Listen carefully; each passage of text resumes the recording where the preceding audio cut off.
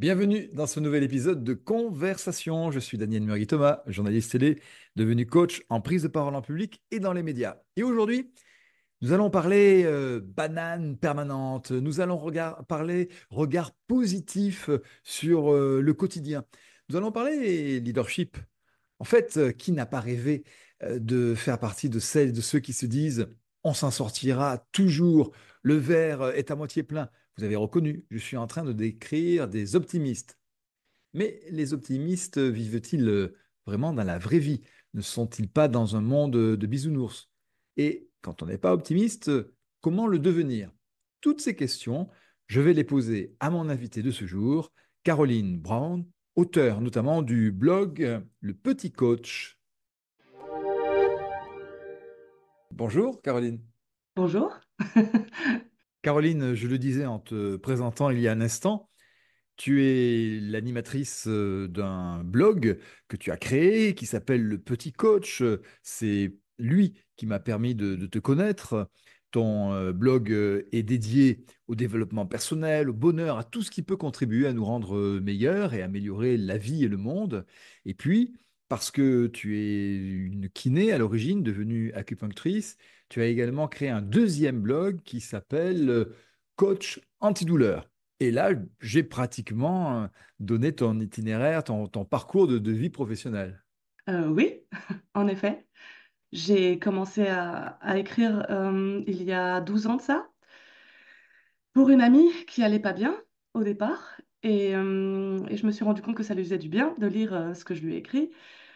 Et du coup, ben, j'ai commencé à écrire le petit coach, donc le blog, qui est parti après sur des livres pour mettre mieux dans sa peau, être mieux dans ses baskets, pour se sentir bien, pour profiter de la vie, pour tout ce genre de choses, pour Et se même développer. arrêter de fumer, je crois. Oui, ça je l'ai fait après parce que j'ai arrêté moi. Bravo. Et, et puis ensuite, comme je suis kiné depuis très longtemps maintenant et acupuncteur, je m'intéresse beaucoup à la santé aussi du corps et pas seulement de l'esprit. Et comme c'est tout ensemble, pour moi c'est lié. Le corps et l'esprit ne sont pas deux choses différentes, c'est vraiment deux choses qui vont ensemble. S'il y en a un qui va pas bien, l'autre va pas bien non plus.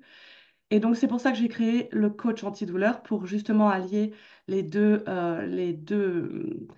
bienfaits au niveau du corps et au niveau de l'esprit pour vraiment être bien tout court. Qu'est-ce qui fait qu'on est optimisme? C'est une histoire de mental ou c'est parce que bah, à partir du moment où je me porte bien, j'ai pas de soucis, pas de douleur, la vie est belle? L'optimisme, c'est tout dans la tête. Vraiment, c'est là que ça commence. Et c'est pas parce qu'on a de la chance qu'on est optimiste. C'est parce qu'on a une façon de prendre les choses, de réagir aux choses qui se passent autour de nous, qui fait que malgré tout, on reste optimiste, on reste positif. Et c'est pas vivre chez les bisounours d'être positif ou optimiste, c'est vraiment réfléchir avec sa tête intelligemment pour justement faire en sorte que le positif arrive encore plus, puisque le positif attire le positif. Et c'est une façon de vivre. On peut s'entraîner à faire ça. C'est plutôt facile, c'est plus facile qu'on le pense, mais il faut s'entraîner. C'est comme un muscle. Tu es kiné, aujourd'hui libéral, mais tu as travaillé à l'hôpital. C'est là que t'es venue la conviction que l'optimisme joue, c'est-à-dire que ce mental joue, y compris sur peut-être la capacité de guérison. Oui, on voit lorsqu'on est à l'hôpital que les patients qui sont, même s'ils ont la même pathologie, la même opération, le même début de rééducation, on voit que ceux qui sont positifs vont mieux plus rapidement, marchent plus rapidement, sont plus, dorment mieux. euh, et, et pour certains, ça peut même se rapprocher d'un, oui, d'une guérison miracle. On avait vu, c'est un médecin qui nous a raconté ça, que le patient était censé ne pas passer la nuit et il ne le savait pas, personne ne lui a dit. Et deux infirmières sont venues la nuit pour le changer de position, pensant qu'il dormait ou qu'il était inconscient. Elles ont discuté normalement et elles ont dit, oh là là, celui-là, il est morbus quelque chose. Et en fait, ce qui voulait dire qu'il était au bout du bout. Et lui, il a compris le contraire. Il n'était pas endormi, il a compris, oh, elles disent que je vais mieux. Ah, et il a été tellement heureux. Et le lendemain, il allait mieux. Et il s'est remis. Et personne n'a compris. Et plus tard, le médecin est venu. Il lui a demandé ce qu'il pensait qui avait fait que d'un coup, il s'est retrouvé à se battre pour vivre, hein. Et il a dit, c'est grâce aux infirmières qui ont dit, qui ont dit ça. Et en fait, c'est là qu'ils se sont rendus compte qu'il n'avait pas compris correctement. Je pense que s'il avait compris correctement, il n'aurait pas passé la nuit. Hmm. Après, ça, c'est ce qu'on croit ou pas. En tout cas, dans ton histoire, j'y vois aussi une suite possible et optimiste, c'est que les personnes qui entendent mal, hein, surtout quand on devient âgé, qui sont sourdes, ben peut-être que si elles n'entendent pas tout, elles entendent le meilleur. Et ça pourrait expliquer qu'elles aient le sourire. Ça, ce serait bien. Je crois que je vais m'acheter un sonotone à l'envers pour écouter que le positif. Voilà. Et dans ce cas, ça sera le sonotone version MC Solar, qui avait Ouais, une très jolie chanson là-dessus. exactement. Si je reviens à notre vie de tous les jours, Caroline Brown, il y a quand même des inégalités. Certains sont nés dans un environnement où tout se présente au mieux pour eux. Et puis, il y a ceux qui devront quotidiennement faire face à des difficultés à surmonter. C'est difficile dans ce cas d'être optimiste. Il faut voir aussi, c'est clair, on a de la chance d'être né là où nous sommes nés. On fait quand même partie des 2% de la population mondiale qui ont de la chance. Il faut aussi avoir une part de chance, mais beaucoup ont cette chance. La plupart de ceux qui vivent en Europe ont cette chance et ne s'en rendent pas compte. Il faut aussi s'en rendre compte. Et le fait, nous vivons dans une culture qui a tendance à plus privilégier le négatif. Quand on est trop positif, les gens nous regardent un petit peu oh, qu'est-ce qui se passe? Comment ça se fait qu'il va bien comme ça, lui ou elle? Et en fait, on n'ose pas trop être positif. Alors que même si on a une tuile qui nous arrive, si ah, la voiture est cassée ou j'ai pas la possibilité de partir en vacances, mais n'empêche que on a un toit au-dessus de la tête, on a à manger dans le frigo, on a l'électricité, on a l'eau potable, on a beaucoup de chance. Et ça, il faut aussi le voir. C'est pas seulement la chance qu'on a, c'est aussi ce qu'on en fait. Alors, Caroline, là, je t'entends évoquer le quotidien, le frigo, le toit. Oui. Mais en même temps, dans la description que tu fais d'une personne positive, optimiste, j'y vois les traits d'un leader naturel. Oui, un leader doit être positif. Qui va suivre quelqu'un qui se tient comme ça, qui dit, allez, venez, suivez-moi? Personne. Personne ne fait ça. C'est, c'est le fait d'être leader, de prendre ses responsabilités, fait qu'on a le contrôle sur comment on prend les choses et ce qu'on fait de ce qui nous arrive. On ne peut pas contrôler le monde, on ne peut pas contrôler s'il y a des guerres, si quelque chose ne se passe pas comme on veut parce que le temps n'est pas comme on veut. Ça, on ne peut pas le contrôler. Ce qu'on peut contrôler, c'est notre réaction à ça et ce qu'on en fait. Et donc, évidemment, il faut être un leader de sa propre vie et de sa propre destinée. Très jolie expression, leader de sa propre vie. Et comme nous sommes dans un audio, je décris pour celles et ceux qui nous écoutent ton, ton langage non verbal parce que qui se contenterait d'eux lorsque tu évoquais une personne pessimiste ou battue, automatiquement les épaules tombaient, la tête également. On en revient au début de notre entretien, ce lien permanent entre corps et esprit. Mm. De fait, je vais m'adresser à la coach que tu es en ligne et dans la vraie vie. Quelles seraient les recommandations que tu pourrais nous donner pour peut-être établir une routine dès le matin et pour celles et ceux qui ne seraient pas naturellement optimistes, cultiver ce sentiment? Oh. Là, j'en ai beaucoup des, des conseils. Déjà, commencer le matin en respirant fortement, profondément et en réfléchissant à toutes les bonnes choses qu'on a, au moins trois bonnes choses qu'on a dans la vie. Au moins trois bonnes choses qui sont, qui sont claires et nettes. C'est plus facile qu'on pense et ça s'appelle le priming. C'est vraiment être reconnaissant pour tout ce qu'on a, pour le fait d'avoir les 10 doigts ou même des petites choses, que quelqu'un soit là avec nous, que notre chien soit en bonne santé, n'importe quoi, ça peut être toutes sortes de choses. Ça, tous les matins, prendre 5 minutes avec des inspirations et des expirations profondes et vraiment réfléchir à tout ce qui est bon déjà.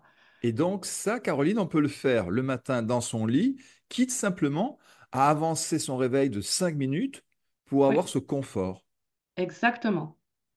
On peut aussi également faire quelques exercices de gymnastique, ça c'est le côté kiné qui parle, pour faire en sorte que le corps se réveille. Ça, évidemment, c'est pas mal aussi. Hmm. Mais ça, c'est le corps et l'esprit. Et ensuite, quand on se lève, on peut mettre les mains en l'air comme ça et ouh, allez, on y va. Vraiment, l'attitude positive. L'attitude est exactement aussi importante que l'attitude qu'on a dans la tête. La posture, la façon de respirer, la façon de même sourire. Rien que le fait de sourire, ça fait du bien. Et là, sur presque, je dirais, cette anecdote de sourire, ça fait du bien, c'est vérifié par la science. On sait Oui, qu'on peut leurrer le cerveau. c'est pas leurrer le cerveau, c'est montrer au cerveau que finalement on va bien, que tout va bien. Et même si tout va pas bien, on va faire en sorte que tout aille mieux.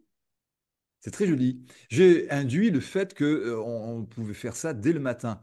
Mais je pense que ce que tu nous proposes, notamment remercier, se rendre compte qu'on est chanceux, peut aussi se faire le soir. Parce que le sommeil va sûrement travailler en profondeur de quoi développer l'optimisme. Oui, j'ai un petit livret que j'appelle mon Happy Book. Et le soir, juste avant de dormir, c'est la dernière chose que je fais. J'écris 3 bonnes choses qui se sont passées dans la journée. Ça a plusieurs avantages. Il y en a un, c'est déjà de réfléchir à ce qui s'est passé dans la journée, ce qui provoque déjà la positivité de repenser à ça. Et le fait de l'écrire rappelle souvent les sentiments qu'on a eus pendant que la chose s'est passée. Et ça permet de mieux dormir parce qu'on a des choses positives plutôt que de scroller sur son portable et de regarder Pierre-Paul ou Jacques qui envoient des photos sur Instagram ou de regarder les informations. Ça, c'est le pire qu'on puisse faire parce qu'en général, c'est plutôt négatif. Et oui, le Happy Book, c'est la meilleure manière de bien dormir en fait. Donc très sympa ce petit carnet où mettre les jolies choses vécues dans la journée. Là aussi, tu vas peut-être pas être d'accord avec mon expression, mais j'ai envie de dire que ça permet de hacker le cerveau qui lui a toujours tendance à mémoriser dans la journée plutôt ce qui s'est mal passé. C'est ce qui explique d'ailleurs la survie de l'espèce. On est tous orientés sur ce qui ne va pas pour résoudre le problème et pas forcément sur les jolies choses qui nous arrivent. C'est une question d'émotion en fait. On a tendance à, à avoir des émotions négatives plus fortes et ce qui provoque le fait qu'on se rappelle plus de ces choses négatives. Si on se pousse à vraiment mettre des émotions fortes avec le positif, on s'en souvient. On voit ça avec les choses graves qui se sont passées, comme par exemple le 11 septembre, ça fait pas longtemps d'ailleurs, le 11 septembre 2001, tout le monde, à partir d'un certain âge, sait exactement où il était à ce moment-là, parce que c'était des émotions très très fortes. Mais euh, on peut faire la même chose avec d'autres choses. Par exemple, en général, on se rappelle exactement où on était quand on a eu les notes du bac et qu'on a su qu'on avait le bac. Et ce sentiment, ouah, ce sentiment quand on a eu son bac, on peut les rappeler facilement parce qu'on avait vraiment des émotions fortes. Et si on réussit à mettre des émotions fortes comme ça pour les petites choses, eh bien, on s'en souvient plus rapidement, plus facilement. Et oui, c'est un hack pour le cerveau, oui. Tout à l'heure, et là aussi je le dis pour celles et ceux qui nous écoutent, qui n'ont pas la chance de te voir témoigner, Caroline, lorsque tu évoquais le matin, il y avait également la gymnastique, tu levais les bras. Ça me rappelait les postures de pouvoir d'Amy Cuddy, qui montre comment il y a dans la chimie du cerveau, tout de suite, un bouleversement à partir du moment où on a, je crois, durant 2 minutes, ces postures d'étirement où on prend tout notre territoire. Sauf que ça au bureau, c'est peut-être pas toujours possible. Dis-moi, dans la journée professionnelle, quels sont les autres moyens de cultiver son optimisme, surtout si peut-être par nature, par bain familial, ou les épreuves de la vie, on a toujours tendance à dire, aïe, aïe, aïe, on va se planter, oh là là, j'aurai pas le contrat, oh là là, qu'est-ce qu'on va se prendre? La petite voix. La petite voix, il faut l'entraîner. Il faut l'entraîner pour qu'elle parle bien. S'interdire de dire «Oh non, j'espère que je vais pas louper» ou «Oh, qu'est-ce que je suis bête, j'ai fait tomber cette chose-là». On a tendance à avoir un dialogue intérieur très très négatif. Et si on se considère, c'est ce que je dis à certains patients, considérez-vous, quand vous vous parlez, comme votre meilleur ami. Si votre meilleur ami fait tomber quelque chose, vous n'allez pas lui dire «Oh là là, mais qu'est-ce que tu es bête». Vous allez lui dire, bah, ça peut arriver à tout le monde, c'est pas grave. Et on va plus avoir tendance à l'aider et à lui dire, allez, viens, c'est pas grave, je vais t'aider, tu vas réussir. Et ça, c'est un dialogue qu'il faut avoir avec soi-même. C'est comme ça qu'on réussit à rester positif ou à devenir plus positif encore.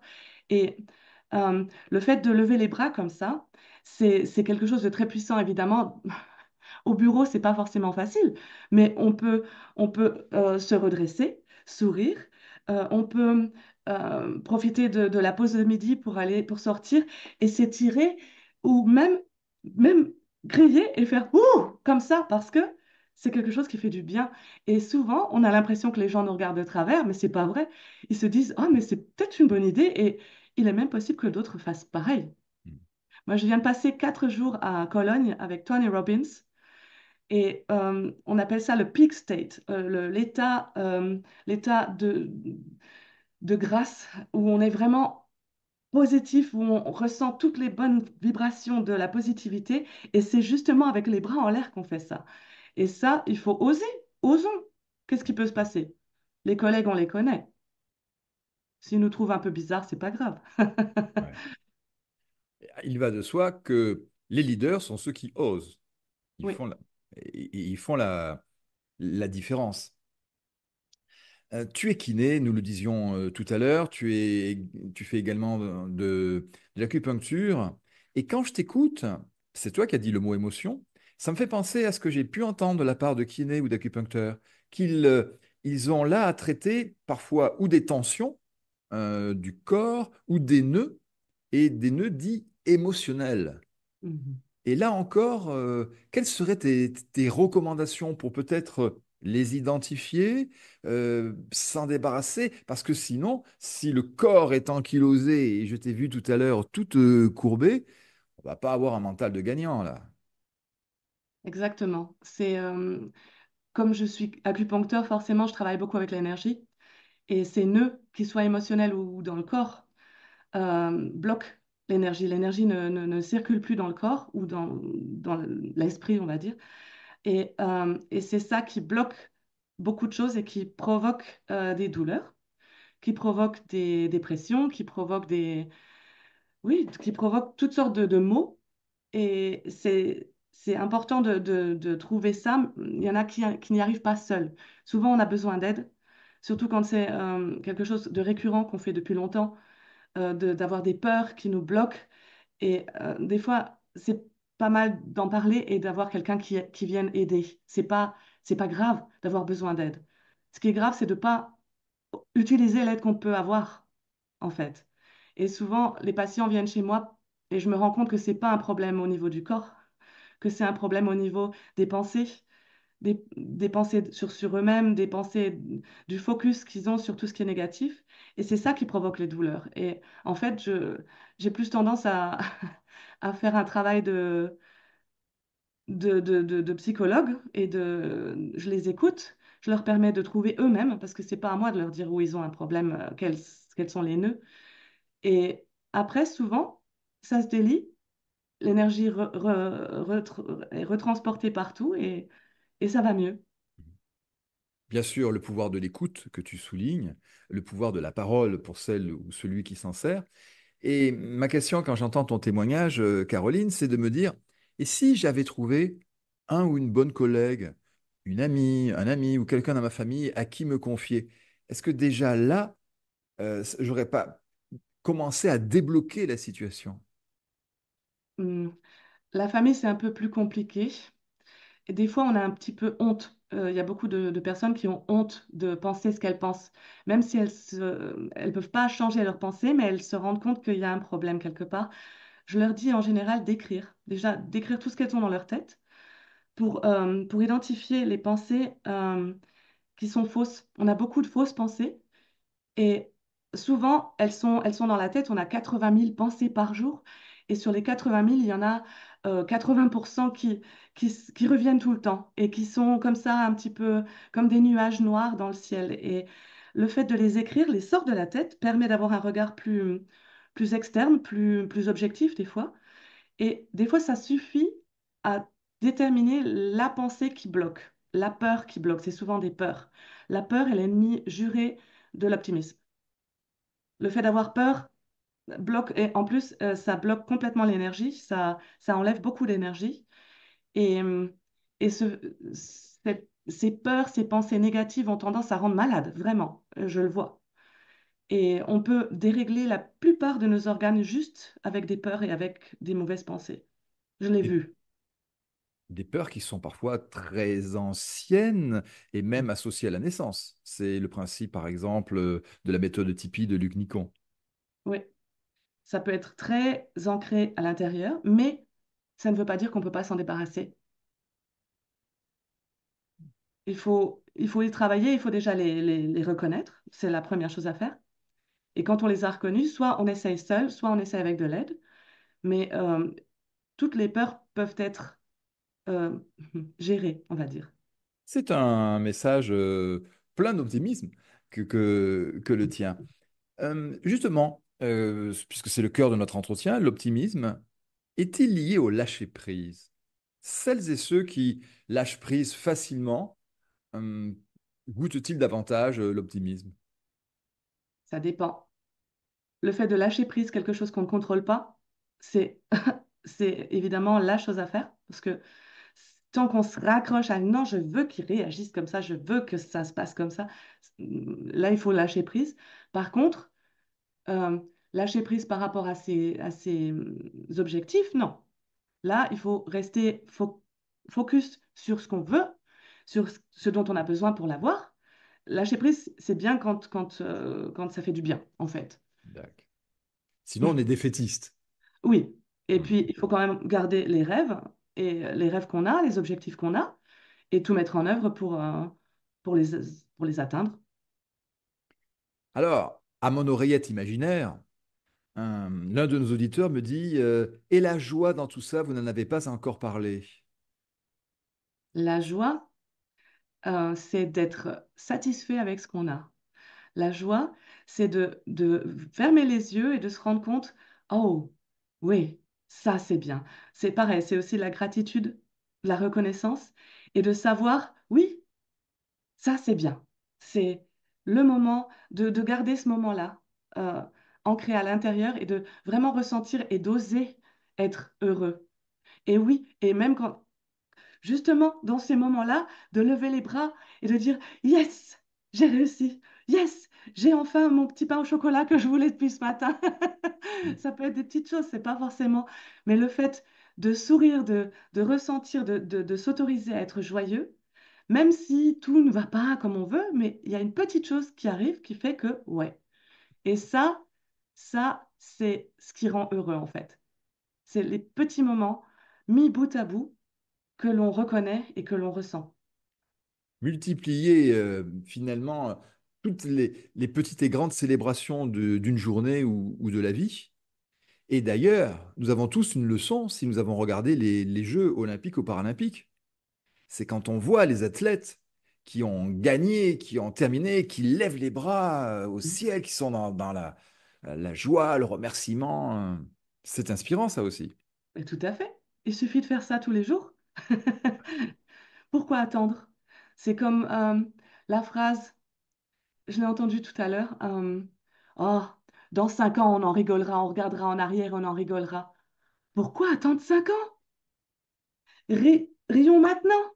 Ok, on s'est planté, c'est pas grave, on se relève et on continue. Et on visualise comment, comment on va faire pour ne plus faire la même erreur et hop, ça se passe. Les auditrices et les auditeurs doivent s'en rendre compte. Ta voix est péchue, souriante, optimiste. Pourquoi attendre? Ça pourrait être la devise de l'optimisme. Eh oui, soyons heureux maintenant. On ne sait pas ce que demain nous apporte. On ne vit pas demain et on ne vit pas hier. C'est maintenant qu'on vit. Et si on se retourne tout le temps, on va rentrer dans le mur. Et si on regarde tout le temps derrière le mur, on voit pas la chance qu'on a maintenant. Après, c'est plus tard. Après, on ne sait pas s'il y aura après. Personne ne sait s'il sera là demain. Autant profiter de maintenant. Alors, nous arrivons au terme de cet entretien. Je vais rappeler une partie des recommandations qui ont été les tiennes. Dès le matin, adopter des routines simples, hein, pendant 5 minutes. Penser à trois choses sympas, par exemple, qui enrichissent notre vie. Penser à respirer, penser à s'étirer. Je vais tout de suite au soir parce que là j'ai bien aimé, et c'est sûrement là que tu l'as recommandé, d'avoir sur son carnet de happy et de joie trois belles choses aussi, pourquoi pas, à écrire qui nous sont arrivées. Minimum. Minimum, ouais, ok, Ouais. ça marche. Et qui vont d'ailleurs nous accompagner dans le sommeil. Et on ne cesse d'apprécier l'instant présent et de vivre pleinement. Le focus. Le focus sur ce qui va. Comme si nos yeux étaient des lumières, comme lampe de poche. On regarde avec la lampe de poche. Là, on met la lumière sur ce qui est bon, pas sur ce qui est mauvais.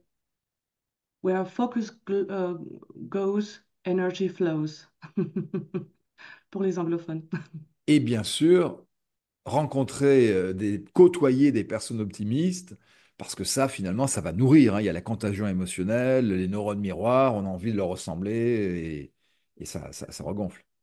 Ouais, ça c'est très important avec qui on est. Merci beaucoup pour ce moment partagé. Eh ben, merci à toi Et là, je crois qu'on peut se d'avoir dire, invité. belle journée. Belle journée. Ainsi se termine mon entretien avec Caroline Brown, qui est kinésithérapeute, coach, acupunctrice, vous l'avez entendu, et la créatrice de deux blogs dont je vous rappelle les coordonnées, lepetitcoach.com, dont l'objectif est de donner un peu plus de bonheur chaque jour à tous ceux qui le liront, et également coachantidouleur.com.